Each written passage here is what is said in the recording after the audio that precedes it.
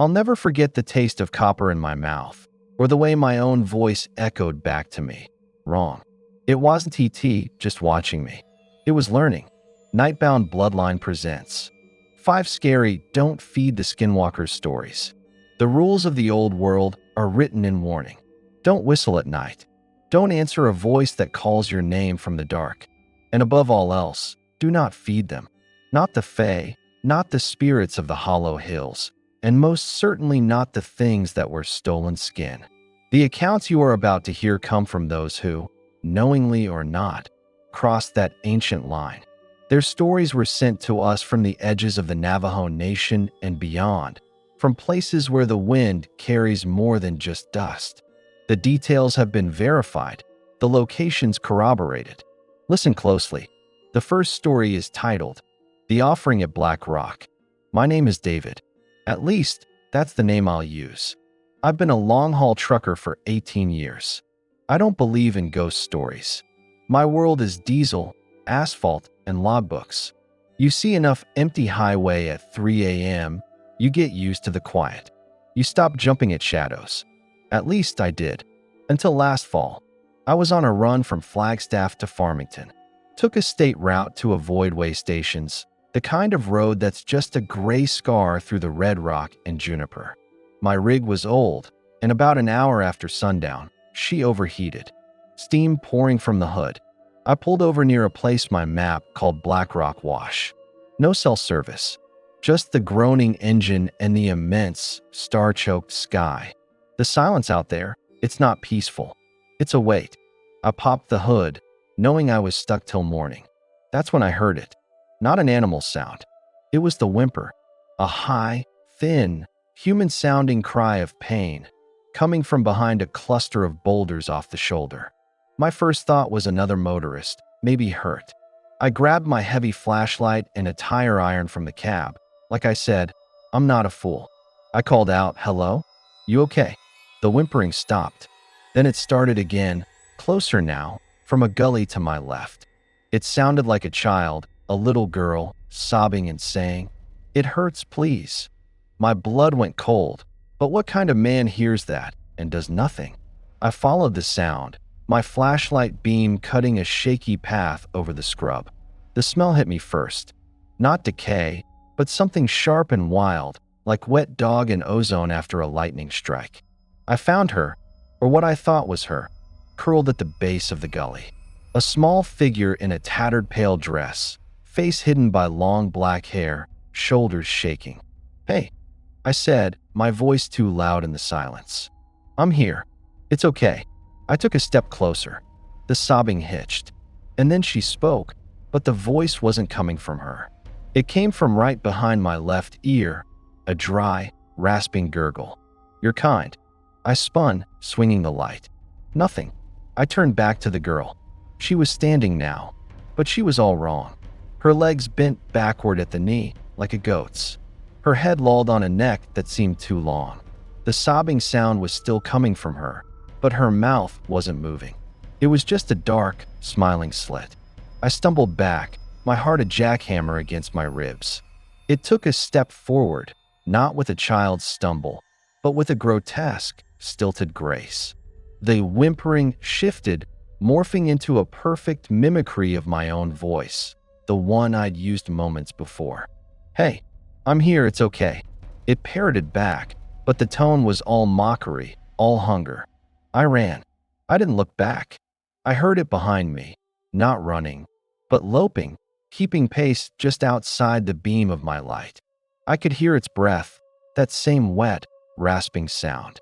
I made it to my truck, scrambled into the cab, and locked the doors. I sat there, sweating and shaking, staring into the absolute blackness beyond my headlights. That's when I saw the hand. It slapped against my passenger side window. Not a child's hand. A long, bony thing with too many knuckles, the skin a patchwork of gray and black, like mottled hide. It tapped on the glass. Tap, tap, tap. Then, my own voice again, filtered through that inhuman throat, sweet and pleading. "I'm hungry. You're kind. You'd feed a hungry child, wouldn't you?" In my panic, My hand found the half-eaten bag of beef jerky on the seat. Without thinking, just wanting the sound to stop, to appease it, I rolled the window down a crack, just an inch, and shoved the bag through. The hand snatched it. There was a sound of rustling plastic, then a wet, crunching chewing. Not just of the jerky, of the bag. The tapping stopped. The presence was gone. I didn't sleep. I just watched the sky lighten. At first light, I checked my engine. The radiator hose, which had been split wide open, was intact, just loose. I tightened it, drove to the next town in a complete daze. I told a waitress at a diner, an older Navajo woman, what happened. When I mentioned Black Rock Wash and giving it food, her face went ashen. She wouldn't take my money for the coffee. She just said, "You fed it. Now it knows your scent, your voice. It will think you are kind. It will look for you again." She told me to get rid of the clothes I was wearing, to take a different route, and to never, ever stop on that road again. I still drive, but I never take that route. And if my rig breaks down in the deep night, anywhere near those painted deserts, I stay in the cab. I let the engine burn, because you don't feed them. Feeding isn't compassion. It's an invitation, and it remembers what you taste like. An offering, born of misplaced pity, becomes a contract written in dread. A reminder that some hungers are not meant to be satisfied. Our second story takes us from the open desert to the confines of a family home, where a grandfather's final, whispered warning went unheeded. Story 2. The Leftovers. I'm Maya. My grandfather raised me. He was Diné, from over near Tuba City, but he moved east for work before I was born. He was a quiet man, steady. He had these rules. Little things. Salt by the windowsill. Cedar in a little pouch above the door. Never leave food out overnight, especially not meat. It draws the wrong kind of attention, he'd say. As a kid, I thought it was just an old superstition, a quirk. He passed last spring. It was peaceful, at home, in his sleep. The funeral was a blur. Afterwards, my aunts and uncles, they all went back to their lives. I was the one who stayed to sort through the house, to pack up a lifetime. It was exhausting, sad work. The first night alone in the house, I was too tired to cook. I ordered a pizza, ate half, and just left the box on the coffee table. I fell asleep on the couch, surrounded by boxes of his things. I woke up around 2 a.m. to the sound of the back porch door creaking open. My heart leapt, thinking it was a break-in. I grabbed my phone, ready to call 911, and peeked into the kitchen. The door was wide open to the night, and on the porch floor, just outside, was the pizza box. It was torn to shreds, not by an animal looking for food, but systematically, ripped into long, precise strips. The leftover slices were gone. I felt a chill, but blamed the grief, the stress. I locked the door, told myself a raccoon must have nudged it open. The next day, I was cleaning out his bedroom. In the back of his closet, I found a small, locked wooden chest. I found the key on his keyring.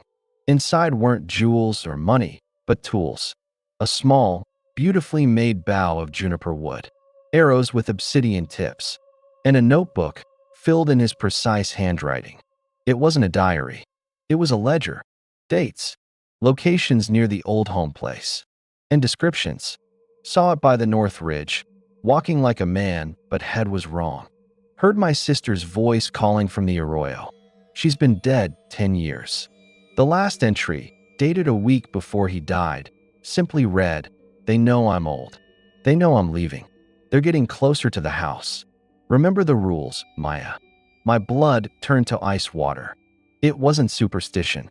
It was a patrol log. That night, I made sure every window and door was locked. I even found his little pouch of cedar and hung it back up.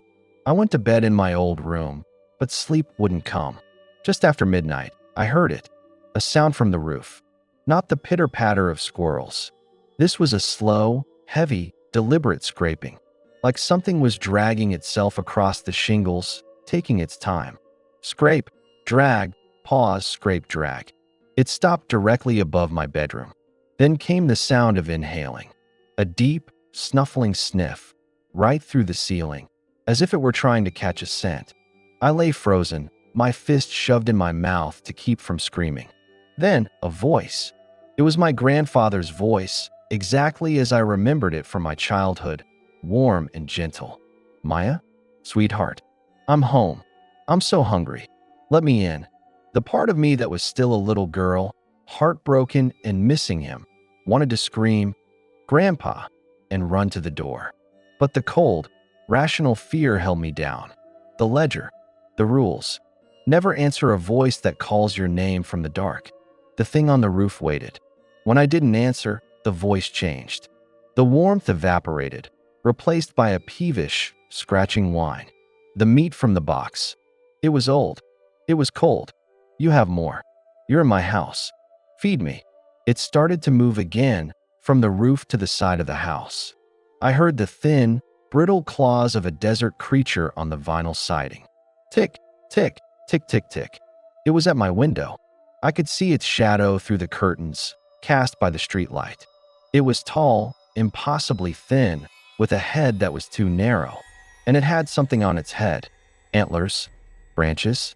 It raised a long, spindly arm and tapped a single, bony finger against the glass. Tap.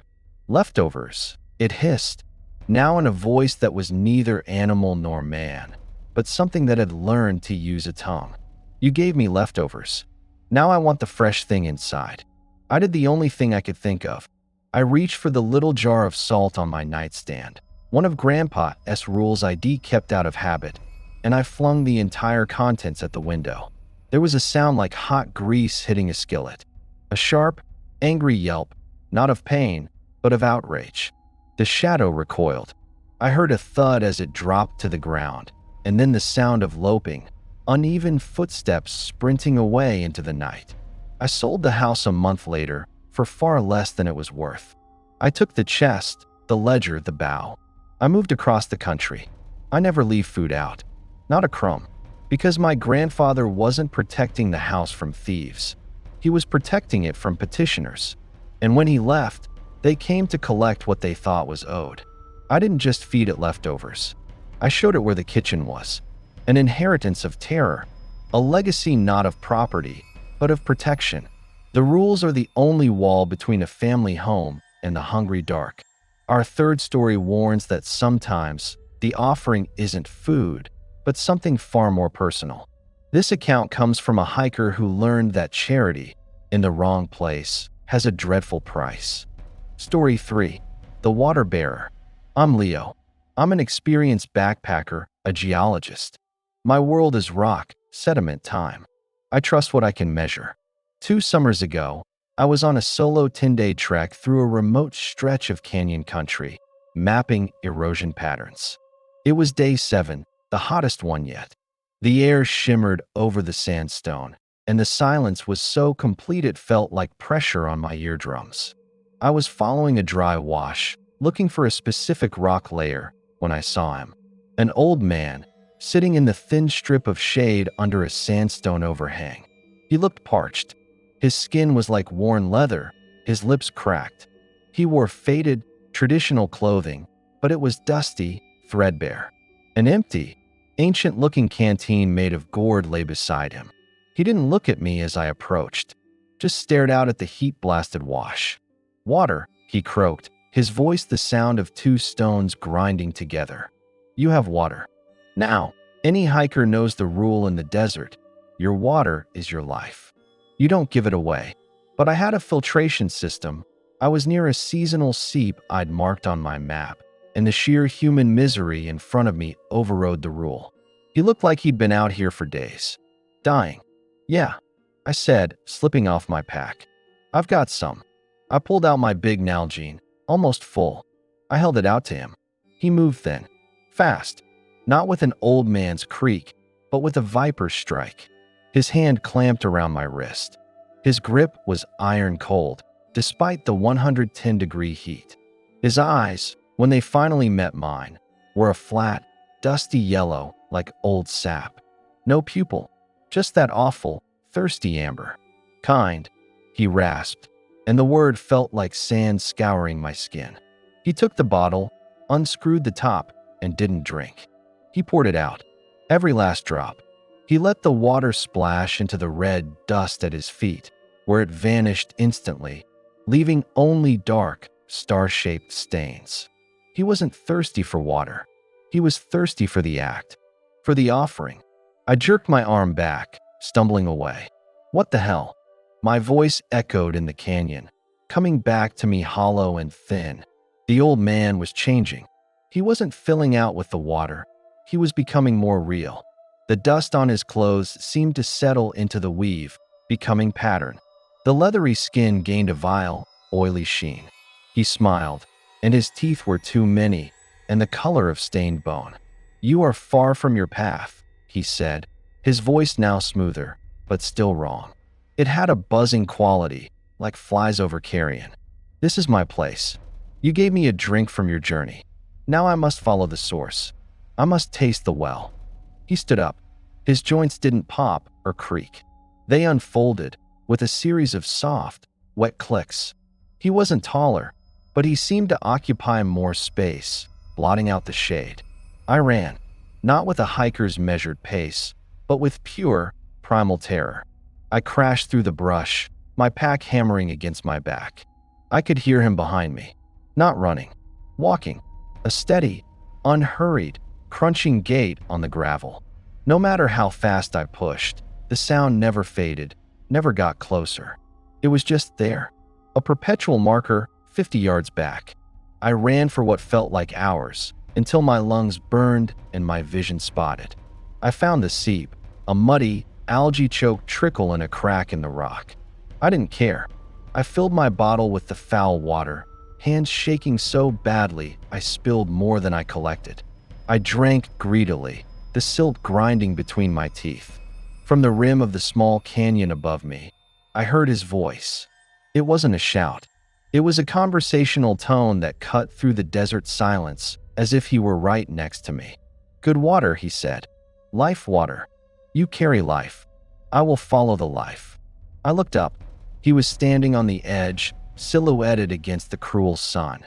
And he wasn't alone. Two more shapes, similarly gaunt, similarly wrong, stood with him. They were all looking down at me, not with predatory focus, but with a dreadful, patient curiosity, like a man watching an ant carry a crumb, waiting to see where the nest is. I didn't sleep that night. I huddled in my tent, every rustle of a lizard or sigh of the wind sounding like that crunching step. At dawn, I broke camp and began the brutal, 3-day hike out to my truck. They followed. I never saw them clearly again, but I heard them. A whistle that mimicked a canyon wren, but ended in a choked gurgle. The sound of rocks being clicked together in a complex, mocking rhythm. Once, at dusk, I saw one of them standing on a distant butte, arms outstretched as if feeling the wind, its form a jagged cutout against the violet sky. They herded me, subtly shifting their noises to one side or the other. They guided me, like sheepdogs, away from the easier paths, into harder, more draining terrain. They weren't trying to catch me. They were tiring me, draining my resources, my life, step by step. I made it to my truck. I was a husk, dehydrated, sunburned, babbling. As I fumbled with the keys, a single, smooth stone landed on the hood with a sharp tap. It was warm, as if carried in a pocket. On it, drawn in something brown and flaky, was a crude, stick figure image of a man holding out a circle, a bottle, to a taller, antlered figure. They had my scent now, not of my body, but of my substance, my willingness to give. In the desert, to the things that live in the thirsty places, that makes you a well. And wells are meant to be revisited. I changed my field of study. I work in an urban lab now, with climate control and the sound of traffic. I can't stand silence. And I've never gone back to that desert, because you don't feed them. Not food, not water, not a moment of your compassion. To them, it's all the same. It's all an open invitation to follow you home. A gesture of survival, twisted into a bond of predation. The ancient things do not understand charity. They understand transaction. And once a debt is established, they are meticulous collectors, Our fourth story comes from a place where the modern world meets the oldest hills, where a simple act of cleanup became a deadly summons. Story 4. The Roadkill. I'm Helen. I've been the county animal control officer for this stretch of the mountain for 22 years. My job is roadkill, stray dogs, the occasional bear in a dumpster. I've seen everything the woods can spill out onto the asphalt. Or I thought I had. I'm not a squeamish woman. I'm not given to flights of fancy. What I am is thorough. It's why they keep me on. It was last November, just after dusk, pouring rain. Dispatch called me out for a large animal carcass on the old ridge route, mile marker 77. Said a trucker reported it, claimed it was blocking part of the lane. Nuisance call. Standard. When I got there, the rain was coming down in sheets. My headlights cut through the gloom, reflecting off the wet road and the pine needles. And there it was, a big mule deer buck, freshly hit. It was a mess, but that wasn't what got me. It was the placement. It was laid straight across the center line, perfectly parallel to the road, like it had been arranged. Not thrown. I got out into the downpour, my high-vis jacket soaked through in seconds. I started the process, dragging it toward the shoulder with my hooks. The smell was strong, hot blood, wet fur, and that peculiar, sweet odor of opened entrails. But underneath it, something else. A musky, greasy smell, like a wet fox den but sharper, almost chemical. As I pulled, my light caught something in the trees just off the shoulder. 2 points of reflection. I shine, but it was too high. 6 feet up, maybe more. I stopped, shined my spotlight directly at it. The points vanished. I heard a branch snap, deep in the blackness. Not away from me, parallel to the road. Watching me work. My neck prickled. You get a feeling after enough years. This was wrong. I hurried, wanting to be done. Just as I got the carcass to the tree lean, I heard a sound that turned my blood to slush. From the forest, clear as a bell over the drumming rain, came the sound of a fawn's bleat. A lost, desperate, crying sound. Then, from a different direction, closer, the same sound. Then a third, forming a rough triangle around me. No fawn in its right mind would be out in this. And they don't coordinate. I dropped the hooks. That was it. Job was done enough. I turned for my truck. That's when I saw it on the road, where the deer's body had been lying. The rain wasn't washing the blood away. It was moving, coalescing. The blood and rainwater were swirling together, forming a thick, dark line that led from the road's center, across the shoulder, and into the woods where I'd just dragged the carcass. Like a wet, red arrow. And at the edge of the tree line, standing just inside the curtain of dripping branches, was a shape. It was on 2 legs, but its silhouette was all wrong. A slumped, powerful shoulders, a head that was too long and held low. It wasn't looking at me. It was looking at the dead deer. Then it spoke. Not a growl. A wet, guttural, choking attempt at words, like it was trying to force air through a throat not meant for it. Mine. It stepped forward, into the edge of my headlights. I wish to God I hadn't seen it clearly. It had the rough, bristled fur of a deer, but patchy, as if mange had taken half of it, revealing gray, leathery skin beneath. Its front legs were too long, ending in paws that were almost hands, tipped with thick, black claws. But its head, it had the long snout of a deer, but the skull was malformed, bulbous at the back. And jammed into the top of its skull, not growing from it but fused into the bone, was a set of antlers. Not the buck's antlers. These were smaller, twisted, from a different animal entirely. A sickening trophy. It dropped onto all fours and shuffled to the deer carcass. It didn't start to feed. It nosed it. Then it looked back at me, and those eyes, a solid, cloudy blue, like a blind dog's, locked onto mine. You moved my feast, it gurgled. You touched it. Your scent is on it. Now it is a different feast. It lowered its head and took a single, deliberate bite from the deer's flank. Not to eat, to claim. Then it straightened up again, that awful, bipedal stance unnatural as a broken toy. It pointed one of those clawed hand paws at me. You will bring more. You are the cleaner of feasts. You know where the road leaves them. Bring them to the silent places, to my places, or I will come to your place and find a different kind of feast. It then let out a series of those perfect, piercing fawn bleats, a shrill, mocking serenade, before melting back into the woods, dragging the buck's carcass with it as easily as I drag a trash bag. I reported nothing. What was I going to say? I called in sick for a week. But the dreams, I'd hear the bleeding. I'd see that blood arrow on the road. Last week, I was called to a hit and run on a different stretch. A dead coyote. When I arrived, placed neatly on top of it, was a small, dead robin. Its neck was broken. An offering. A reminder. I'm retiring next month. Moving to the city. They think it's the stress. It's not. It's the contract. I did my job. I cleaned the road. And in doing so, I accepted a payment I didn't understand. I didn't feed it meat. I fed it a service. And it has a subscription. A professional duty, twisted into a sinister pact. The horror is not just in the encounter, but in the ongoing obligation. The line between service and servitude is erased by a single, guttural word, mine. Our fifth and final story is perhaps the most unsettling, for it deals not with a stranger in the wild, but with something that invades the most intimate space of all, the family. Story 5, The Babysitter. My name is Chloe. I'm a nursing student. I babysit for extra cash for a few families in this nice, wooded neighborhood. I've always loved kids, and I'm good in a crisis, or I was. The Millers were my favorite.